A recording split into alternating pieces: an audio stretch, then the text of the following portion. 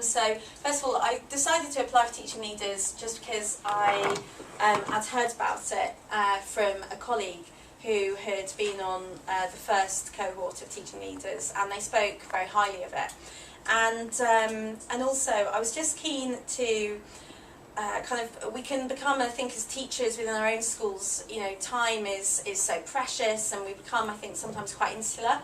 And just very focused on our school and our students and how we're doing things. And actually it's really, really nice to kind of burst that bubble and be able to meet other teachers in the same or similar or different contexts to you teaching in London, and just kind of reach out to other departments and just talk to people.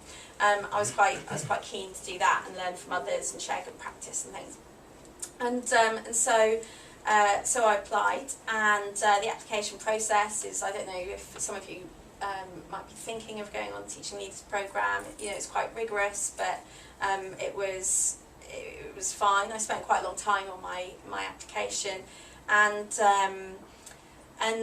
there was the practical element of it as well, of the day where you do various different tasks, and that was actually quite enjoyable and quite revealing. And then the summer residential, I think that was the only bit that actually initially I was a bit, our holidays are quite precious, aren't they? And giving up a week of it was like, oh, I don't know about that. But actually it was brilliant. It was really, really good. And it was just lovely actually to force yourself almost to have that space to reflect on what you would do better if you had that time and space to think about what you could personally do better within your school or within your department. And on that summer residential, you start thinking about your vision of what you would like to achieve or what you would like to improve. And that basically develops into something called the Improvement Initiative. And you can either do two yearly improvement initiatives, or you can do one that stretches across the 2 years, which is what most people do, focusing on a cohort of students. And the Improvement Initiative is really just an initiative to improve something within your school, so within your department. So for example, my Improvement Initiative was focusing on Key Stage 4 students, and it was to increase the attainment of our Key Stage 4 students with a specific focus on boys, and a even narrower focus as well. So you're focusing on the whole cohort, but you're also focusing on particular subsections of that cohort as well. So the underachievers and boys, and then Turkish and Black Caribbean boys as well. And that's what I was focusing on. And the mentoring was just one of the strands of my Improvement Initiative. There are lots of different strands to it, and a lot of it is what I would be doing anyway within my role.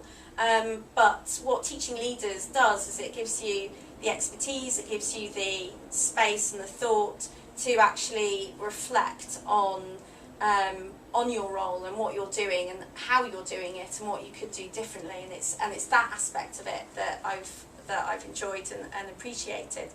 And also, one of the most powerful things as well is having a coach. So for example, really incredibly experienced over time. My coach is Steve Welding, and he's been fantastic. He will come into my school and we will sit and have a 2-hour meeting, and it's so nice to have somebody as experienced as he is. He's been a head teacher, and just to have somebody outside of your school context who you can say things to and share your anxieties and worries with and concerns with, somebody who wouldn't necessarily really want to do that with your line manager, for example. Or you can, I find him invaluable to get advice from, for example, and encouragement and support as well, which is again a really powerful part of Teaching Leaders. And then the last thing I just wanted to say was this called the peer review, and that's basically where you are matched up to somebody within the cohort who has a similar role to you, and or your improvement initiatives maybe overlap or have some kind of connection. And I've been matched up with the head of English at City Academy, which is just down the road. And because City Academy and Osborne Academy are very similar contexts, you know, in terms of our schools and the level of bonkersness that is both of our, you know, our academies, basically, it just really helps to have somebody else who just understands when you say, well, we're doing this, and, you know, SMT, you know, and they just, you know, immediately know exactly what you're talking about, exactly what pressure you're under.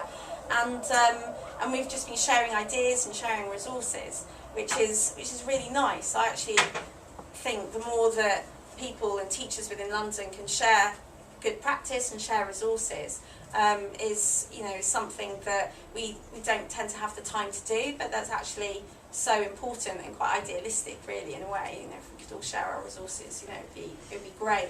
But obviously, you know, we can't all the time. But that's been really, really powerful as well. But there is a time commitment, and obviously, you know, you will know because you've all come from your exhausting days, and you're here until 9 o'clock at night, and you know, and that's kind of what it is like. There is that time commitment there, but the payoff is just having that space to talk to fellow like-minded, inspiring individuals.